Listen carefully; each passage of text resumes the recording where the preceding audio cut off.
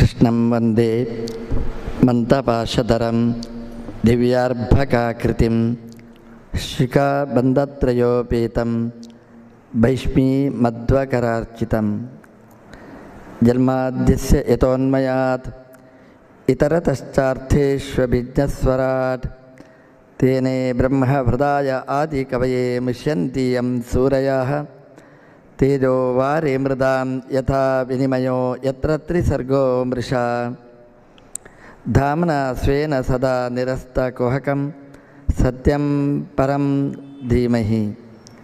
ನಮಃ ಶ್ರೀಮನ್ಮಧ್ವ ಪ್ರದಿಶ ಸುದೃಶನ್ನೋ ಜಯ ಜಯ. ತಪೋ ವಿದ್ಯಾ ವಿರಕ್ತ್ಯಾದಿ ಸದ್ಗುಣೌಘಾಕರಾನಹಂ ವಾದಿರಾಜ ಗುರೂನ್ ವಂದೇ ಹಯಗ್ರೀವ ಪದಾಶ್ರಯಾನ್.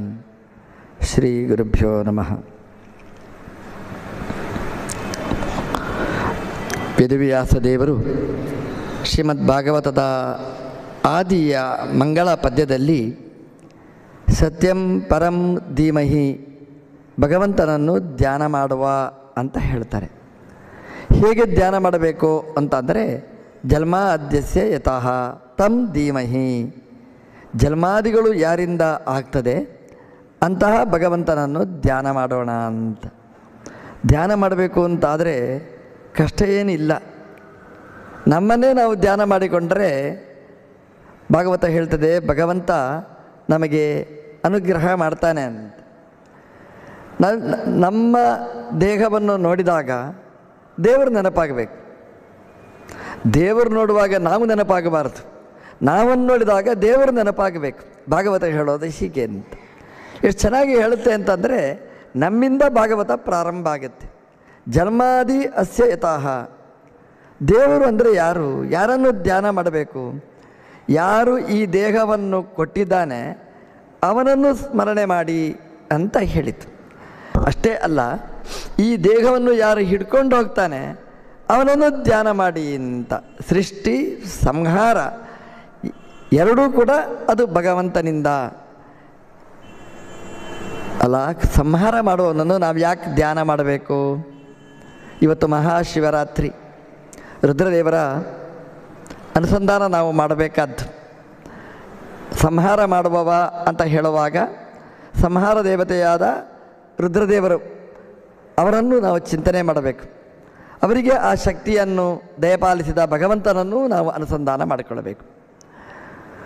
ರುದ್ರದೇವರು ಅವರು ಮರಣವನ್ನು ಕೊಡುವ ದೇವರು.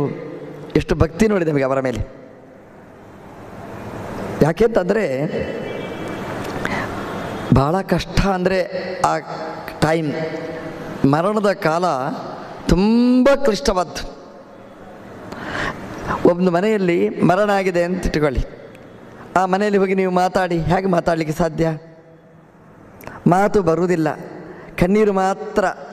ನಾಲಿಗೆ ತೊದಲ್ತದೆ, ಗಂಟಲು ಪೂರ್ತಿ ಗದ್ಗದ ಆಗ್ತದೆ, ಮಾತು ಸ್ತಬ್ಧವಾಗ್ತದೆ. ಭಾಳ ಕಷ್ಟದ ವಾತಾವರಣ, ಮರಣದ ವಾತಾವರಣ. ಅದನ್ನು ಅನಾಯಾಸವಾಗಿ ಮಾಡುವವರು ರುದ್ರದೇವರು.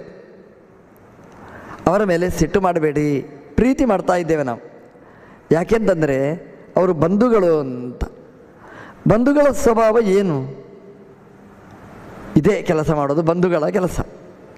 ಏನು ಅಂದರೆ ಒಂದು ಕಡೆಯಿಂದ ಇನ್ನೊಂದು ಕಡೆ ನಮ್ಮನ್ನು ಮುಟ್ಟಿಸಬೇಕು. ಅವರನ್ನು ಬಂಧುಗಳು ಅಂತ ಕರೀತಾರೆ. ರುದ್ರದೇವರ ಕೆಲಸ ಏನು ಅಂತಂದರೆ ಇಲ್ಲಿ ಬೇಡ ಅಂತಾದಾಗ ಇಲ್ಲಿಂದ ಕೈ ಹಿಡಿದು ಇನ್ನೊಂದು ಒಳ್ಳೆಯ ಜಾಗಕ್ಕೆ ಹೋಗಿ ಮುಟ್ಟಿಸಬೇಕು. ಅದು ಎಕ್ಸ್ಚೇಂಜ್ ಆಫೀಸಲ್ಲಿರುವವರು ರುದ್ರದೇವರು. ಇಲ್ಲಿಂದ ಅಲ್ಲಿಗೆ ಎಕ್ಸ್ಚೇಂಜ್ ಮಾಡಿ ನಮ್ಮನ್ನು ಕಳುಹಿಸಿ ಕೊಡ್ತಾರೆ. ಅದು ಸ್ಮಶಾನ ಅಂತಂದರೆ ಎಕ್ಸ್ಚೇಂಜ್ ಜಾಗದು. ಅಲ್ಲಿ ನಮಗೆ ಕೊಡಬೇಕು, ಅಲ್ಲಿಂದ ಇನ್ನೊಂದನ್ನು ಪಡ್ಕೊಂಡು ಮುಂದೆ ಹೋಗಬೇಕು. ಎಕ್ಸ್ಚೇಂಜ್. ಹಾಗಾಗಿ ಎಕ್ಸ್ಚೇಂಜಲ್ಲಿ ನಾವು ಹೋದರೆ ನಮಗೆ ರುದ್ರದೇವರು ನಮಗೆ ಸಿಗ್ತಾರೆ. ನೋಡಿ, ಈಗ ರಿಕ್ಷಾ ಸ್ಟ್ಯಾಂಡ್ ಅಂತಿದೆ. ಒಂದು ರಿಕ್ಷಾವನ್ನು ಬಿಟ್ಟು ಇನ್ನೊಂದು ರಿಕ್ಷಾವನ್ನು ಬದಲಾಯಿಸಬೇಕಾದ್ರೆ ರಿಕ್ಷಾ ಸ್ಟ್ಯಾಂಡಿಗೆ ಹೋಗಬೇಕು. ಬಸ್ ಸ್ಟ್ಯಾಂಡ್ ಇರ್ತದೆ. ಒಂದು ಪ್ರಯಾಣ ಮಾಡುವ ಬಸ್ಸಿನಿಂದ ಇನ್ನೊಂದು ಬಸ್ಸಿಗೆ ಹೋಗಬೇಕಾದ್ರೆ, ಚೇಂಜ್ ಮಾಡಬೇಕಾದ್ರೆ ಬಸ್ ಸ್ಟ್ಯಾಂಡ್ ಬೇಕು ನಮಗೆ. ರೈಲಲ್ಲಿ ಒಂದು ರೈಲನ್ನು ಬದಲಾಯಿಸಿ ಇನ್ನೊಂದು ರೈಲಿಗೆ ಹೋಗಬೇಕು ಅಂತಾದರೆ ರೈಲ್ವೆ ಸ್ಟೇಷನಿಗೆ ಹೋಗಬೇಕು. ಹಾಗೆಯೇ ಹೆಸರು ಮಾತ್ರ ಬೇರೆ ಬೇರೆ. ಹಾಗೆಯೇ ಆಕಾಶದಲ್ಲಿ ಒಂದು ವಿಮಾನದಿಂದ ಇನ್ನೊಂದು ವಿಮಾನವನ್ನು ಬದಲಾಯಿಸಬೇಕಂದ್ರೆ ಏರ್ಪೋರ್ಟಿಗೆ ಹೋಗಬೇಕು, ವಿಮಾನ ನಿಲ್ದಾಣಕ್ಕೆ ಹೋಗಬೇಕು. ಅದೇ ರೀತಿ ರಿಕ್ಷಾ ಬದಲಾಯಿಸಬೇಕಾದ್ರೆ ರಿಕ್ಷಾ ಸ್ಟ್ಯಾಂಡ್ ಹೋಗಬೇಕು ಅಂತಾದರೆ, ಟ್ಯಾಕ್ಸಿ ಸ್ಟ್ಯಾಂಡ್ ಹೋಗಬೇಕು ಅಂತಾದರೆ ಟ್ಯಾಕ್ಸಿ ಬದಲಾಯಿಸಬೇಕಾದ್ರೆ, ಬಸ್ಸಿನಿಂದ ಬಸ್ಸು ಬದಲಾಯಿಸಬೇಕಾದ್ರೆ ಬಸ್ ಸ್ಟ್ಯಾಂಡಿಗೆ ಹೋಗಬೇಕು ಅಂತಾದರೆ, ಒಂದು ರೈಲಿಂದ ಇನ್ನೊಂದು ರೈಲು ನಾವು ಹೋಗಬೇಕು ಅಂತಾದರೆ ಹೇಗೆ ರೈಲ್ವೆ ಸ್ಟೇಷನಿಗೆ ಹೋಗಬೇಕು, ಒಂದು ವಿಮಾನದಿಂದ ಇನ್ನೊಂದು ವಿಮಾನ ಬದಲಾಯಿಸಬೇಕಾದ್ರೆ ಏರ್ಪೋರ್ಟಿಗೆ ಹೋಗಬೇಕು ಹೊರತು ಮಧ್ಯದಲ್ಲಿ ಬದಲಾಯಿಸಲಿಕ್ಕಾಗುವುದಿಲ್ಲ. ಅದೇ ರೀತಿ ಒಂದು ಶರೀರವನ್ನು ಬಿಟ್ಟು ಇನ್ನೊಂದು ಶರೀರಕ್ಕೆ ಹೋಗಬೇಕಾದ್ರೆ ಎಕ್ಸ್ಚೇಂಜ್ ಆಫೀಸ್ ಅಂತಂದರೆ ಅದು ರುದ್ರದೇವರ ಜಾಗ ಅಂತ ನಮಗೆ ಪುರಾಣಗಳು ಪರಿಚಯ ಮಾಡಿಸಿಕೊಟ್ಟಿದೆ. ಸ್ಮಶಾನ ಅಂತಂದರೆ ಅದು ಎಕ್ಸ್ಚೇಂಜ್ ಆಫೀಸ್. ಹಾಗಾಗಿ ರುದ್ರದೇವರಲ್ಲಿ ವಾಸ ಮಾಡಿಕೊಂಡಿದ್ದಾರೆ ಅಂತ. ಯಾರ್ರೀ ವಾಸ ಮಾಡಿಕೊಂಡಿರ್ತಾರೆ? ಅಂತಹ ಸ್ಮಶಾನದ ಜಾಗ, ಎಲ್ಲ ಬೆಚ್ಚಿ ಬೀಳತಕ್ಕಂತಹ ಜಾಗ, ರುದ್ರದೇವರು ಕೂತಿದ್ದಾರೆ. ಎಂತಹ ಆಪತ್ ಬಂಧುಗಳು ಅಂತ. ಎಲ್ಲರೂ ಬೆಂಕಿಗೆ ಇಡುವ ತನಕ ಬರ್ತಾರೆ, ಬೆಂಕಿಗೆ ಇಟ್ಟ ಕೂಡಲೇ ವಾಪಸ್ ಬರ್ತಾರೆ. ಬೆಂಕಿ ಇಟ್ಟ ಅಪ್ಪ ಅಮ್ಮನೂ ಮಕ್ಕಳು ಕೂಡ ವಾಪಸ್ ಬಂದುಬಿಡ್ತಾರೆ. ಆದರೆ ನಮ್ಮ ರುದ್ರದೇವರು ಪೂರ್ತಿಯಲ್ಲಿ ಕೂತು ಆ ಶರೀರವನ್ನೆಲ್ಲ ಬದಲಾಯಿಸಿ ಮತ್ತೊಂದು ಶರೀರ ತನಕ ನಮ್ಮನ್ನು ಕರ್ಕೊಂಡು ಹೋಗ್ತಾರೆ. ನೋಡಿ, ಒಂದು ಬಾಡಿಗೆ ಮನೆ ಇರ್ತದೆ, ಅಲ್ಲಿಂದ ಇನ್ನೊಂದು ಬಾಡಿಗೆ ಮನೆಗೆ ಹೋಗಬೇಕು. ಭಾಳ ಕಷ್ಟದ ಕೆಲಸ ಅಂದರೆ ಅದು. ಯಾಕೆಂದರೆ ಬಾಡಿಗೆ ಮನೆಯಲ್ಲಿ ಕೂತು ಕೂತು ಕೂತು ನಮ್ಮದು ನಮ್ಮದು ನಮ್ಮದು ಅಂತ ಆಗಿದೆ. ಬಿಟ್ಬಿಡು ಅಂತ ಹೇಳ್ತಾನೆ ಓನರ್ ಬಂದು. ಎಷ್ಟು ಸಿಟ್ಟು ಬಂದಿರ್ತದೆ ಗೊತ್ತಾ ನಮಗೆ. ನಾವು ಏನು ಮಾಡ್ತೇವೆ ಅಂತಂದರೆ ಅಲ್ಲಿದ್ದ ಮೊಳೆ, ಟ್ಯೂಬ್ಲೈಟು ಎಲ್ಲ ಅರ್ಧಂಬರ್ಧ ಕಿತ್ತು ಹಿಡ್ಕೊಂಡು ಹೋಗ್ತೀವಿ, ಎಂಥದೂ ಬಿಡೋದಿಲ್ಲ. ಆ ಮನೆಯ ಎಲ್ಲ ಸೊಬಗೊಂದು ರೀತಿ ಹಾಳು ಮಾಡಿ ನಾವು ಹೋಗ್ತೇವೆ. ಯಾಕಂದರೆ ಸಿಟ್ಟು ನಮಗೆ ಬಿಡಬೇಕಲ್ಲ ಅಂತ. ಒಂದು ಆ ಸಾಮಾನು ಇಟ್ಕೊಂಡು ಹೋಗೋದು ಎಷ್ಟು ಕಷ್ಟ. ಒಂದು ಬಾಡಿಗೆ ಮನೆಯನ್ನು ಬಿಟ್ಟು ಇನ್ನೊಂದು ಬಾಡಿಗೆ ಮನೆ ಸೇರಬೇಕಾಗಿದ್ದರೆ ಅಷ್ಟೂ ಸರಕುಗಳನ್ನು ಹೊತ್ತು ಒಂದು ಟ್ಯಾಕ್ಸಿಯಲ್ಲಿಯೋ ಒಂದು ಲಾರಿಯಲ್ಲಿಯೋ ಒಂದು ಟೆಂಪೋದಲ್ಲಿಯೋ ಹಾಕಿ ಇನ್ನೊಂದು ಕಡೆ ಹೋಗಬೇಕು. ಆದರೂ ಇದೆ ಒಂದು ಸಂಧಿ ಮೂಲೆಯಲ್ಲಿ ಇಟ್ಟೋದು ಮರ್ತೇ ಹೋಗಿರ್ತದೆ. ನಮಗೆ ಮುಖ್ಯವಾದ ಪರ್ಸು ಬಿಟ್ಟು ಬಂದವರು ಇರ್ತಾರೆ ಅಲ್ಲಿ, ಗೊತ್ತಾಗದೆ ಮರೆತು ಬಿಟ್ಟು. ಆ ಹೊತ್ತಿಗೆ ಯಾರಾದರೂ ಒಬ್ಬರು ಬಂದರೆ ಈ ಮನೆಯಿಂದ ಆ ಮನೆಗೆ ಕೊಂಡೋಗ್ಬೇಕು. ರೀ, ಏನು ಬೇಜಾರು ಮಾಡಬೇಡಿ, ನಾನು ನಿಮಗೆ ಸಹಾಯ ಮಾಡ್ತೇನೆ ಅಂತ ಬಂದರೆ ನಾವು ಎಷ್ಟು ಖುಷಿ ಪಡ್ತೇವೆ ಗೊತ್ತಾ. ಒಂದು ಟ್ರಂಕ್ ಹಿಡ್ಕೊಂಡು ಹೋಗಿ ನಮ್ಮ ಟ್ಯಾಕ್ಸಿಯಲ್ಲಿಟ್ಟು ಅದನ್ನು ಮತ್ತೊಂದು ನಮ್ಮ ಮನೆಗೆ ಮುಟ್ಟಿಸಿ ಬರ್ತಾನೆ ಒಬ್ಬ ಅಂತ ಆದರೆ ಅವನು ತುಂಬ ಪ್ರೀತಿಯಿಂದ ನಾವು ಗೌರವಿಸ್ತೇವೆ, ನಾವು ನೆನಪಿಸಿಕೊಳ್ತೇವೆ. ಒಂದು ಸಲ ನೆನಪಿಸಿಕೊಳ್ಳಿ, ಒಂದು ಬಾಡಿಗೆ ಮನೆಯಿಂದ ಇನ್ನೊಂದು ಬಾಡಿಗೆ ಮನೆಗೆ ಹೋಗಬೇಕಾಗಿದ್ದರೆ ನಮ್ಮ ವಸ್ತುವನ್ನು ಹೊತ್ತುಕೊಂಡು ಒಬ್ಬ ಬರ್ತಾನೆ ಅಂತ ಆದರೆ ಅವನನ್ನು ತುಂಬ ಪ್ರೀತಿಸ್ತೇವೆ. ಅವನು ಎಲ್ಲ ವಸ್ತುವನ್ನು ಹೊತ್ಕೊಂಡು ಬರುವುದಿಲ್ಲ, ಯಾವುದೋ ಒಂದು ಟ್ರಂಕ್, ಯಾವುದೋ ಒಂದು ಸೂಟ್ ಕೇಸ್ ಇದ್ದಾದ್ದು ಇಟ್ಕೊಂಡು ಬರ್ತಾನೆ, ಫೋಟೋಕ್ಕೆಲ್ಲ ನಿಂತಿರ್ತಾನೆ ಅಷ್ಟೇ. ಆದರೆ ನಮ್ಮ ದೇವರು ರುದ್ರದೇವರು ಎಷ್ಟು ಆಪತ್ ಬಂಧುಗಳು ಅಂತಂದರೆ, ಈ ರೈಲ್ವೆ ಸ್ಟೇಷನ್ ಇದ್ದಾಗೇ ಈ ಶರೀರವನ್ನು ಬದಲಾಯಿಸಿ ಇನ್ನೊಂದು ಶರೀರ, ಈ ಬಾಡಿಗೆ ಮನೆಯನ್ನು ಬಿಟ್ಟು ಇನ್ನೊಂದು ಬಾಡಿಗೆ ಮನೆಗೆ ನಾವು ಹೋಗಬೇಕು. ಹೋಗುವಾಗ ನಮ್ಮ ಎಲ್ಲ ವಸ್ತುಗಳು ನಮಗೆ ಸಂಬಂಧಪಟ್ಟದ್ದನ್ನು ಅದನ್ನು ಹೊತ್ತುಕೊಂಡು ಹೋಗಿ ಇನ್ನೊಂದು ಮನೆಗೆ ಮುಟ್ಟಿಸುವ ತನಕದ ಜವಾಬ್ದಾರಿ ಹೊತ್ತವರು ಇವತ್ತಿನ ಮಹಾಶಿವರಾತ್ರಿಯಲ್ಲಿ ಉತ್ಸವವನ್ನು ಸ್ವೀಕಾರ ಮಾಡುವ ಮಹಾರುದ್ರದೇವರು ಅಂತಂದರೆ ಅವರನ್ನು ಎಂದೂ ನಾವು ಮರೆಯಬಾರದು. ಯಾಕೆಂದರೆ ನಮ್ಮ ವಸ್ತುಗಳನ್ನು, ಅದೇನು ಪುಣ್ಯ, ನಾವು ಏನು ಸಂಪಾದನೆ ಮಾಡಿದ್ದೇವೆ ಅಂತಹದ ವಸ್ತುಗಳನ್ನು ಈ ಜೀವನ ಜೊತೆಗೆ ಹೊತ್ತು ಇನ್ನೊಂದು ಶರೀರ, ಇನ್ನೊಂದು ಬಾಡಿಗೆ ಸರಿಯಾದ ಜಾಗವನ್ನು ಮುಟ್ಟಿಸುವ ತನಕ ನಮ್ಮೊಟ್ಟಿಗೆ ಬರತಕ್ಕಂತಹ ಒಂದು ಆಪದ್ ಬಂಧುಗಳು ರುದ್ರದೇವರು. ಈ ಮಹಾಶಿವರಾತ್ರಿ ಕಾಲದಲ್ಲಿ ಅವರನ್ನು ನೆನಪಿಸಿಕೊಳ್ಳಬೇಕು. ಒಂದು ರೀತಿ ರಾತ್ರಿ ಕಾಲ ಇದು. ಮರಣ ಅಂತಂದರೆ ಜೀವನದಲ್ಲಿ ಒಂದು ರಾತ್ರಿ ಇದ್ದ ಹಾಗೆಯೇ. ಸಾಯುವುದು ಅಂತಂದರೆ ಎಲ್ಲವನ್ನೂ ಬಿಟ್ಟು ಹೋಗುವಂಥದ್ದು, ಒಂದು ರೀತಿಯಲ್ಲಿ ಎಲ್ಲ ಅಜ್ಞಾನದ ಸ್ಥಿತಿ. ಹಾಗೆ ಮಹಾಶಿವರಾತ್ರಿಯ ಈ ಪರ್ವಕಾಲದಲ್ಲಿ ನಮ್ಮ ಮರಣವನ್ನು ಕೊಡುವ ಆ ರುದ್ರದೇವರನ್ನು ನಾವು ಚಿಂತನೆ ಮಾಡಬೇಕಂತೆ. ಕಾಶಿ ಮರಣಾತ್ ಮುಕ್ತಿ ಅಂತ ಹೇಳ್ತಾರೆ. ರುದ್ರದೇವರು ಮಹಾಶ್ಮಶಾನ ಅಂತ ಅನಿಸಿಕೊಂಡ ಕಾಶಿ ನಿವಾಸಿ, ಕಾಶಿಯಲ್ಲಿ ವಾಸ ಮಾಡಿಕೊಂಡಿರುವವರು. ಎಂತಹ ಆಪತ್ ಬಂಧುಗಳು ಅಂತಂದರೆ ಕಾಶಿ ಮಹಾತ್ಮೆಯಲ್ಲಿ ಹೇಳ್ತಾರೆ. ರುದ್ರದೇವರು ಕಾಶಿಯಲ್ಲಿ ಎಲ್ಲ ಓಣಿಗಳಲ್ಲಿ ತಿರುಗ್ತಾ ಇರ್ತಾರಂತೆ. ಕಾಶಿ ಯಾತ್ರೆ ಮಾಡೋರು ನೆನಪಿಟ್ಕೊಳ್ಬೇಕಾದ ಒಂದು ಸಂಗತಿ ಇದು. ನಾವು ಕಾಶಿಯಲ್ಲಿ ಹೋಗಿ ಏನು ಮಾಡಬೇಕು ಅಂತಂದರೆ ಕಾಶಿ ಬನಾರಸಿ ಸ್ಯಾರಿ ತಗೊಳ್ಳೋದಲ್ಲ. ಕಾಶಿಗೆ ಹೋದರೆ ನೆನಪಿಟ್ಟುಕೊಳ್ಬೇಕಾದ್ದು ಬರೀ ರುದ್ರದೇವರನ್ನು ದೇವಸ್ಥಾನ ದರ್ಶನ ಮಾತ್ರ ಅಲ್ಲ, ನೆನಪಿಟ್ಟುಕೊಳ್ಬೇಕಾದ್ದು ಅಲ್ಲಿ ರಾತ್ರಿ ಮಲಗುವಾಗ ರುದ್ರದೇವರನ್ನು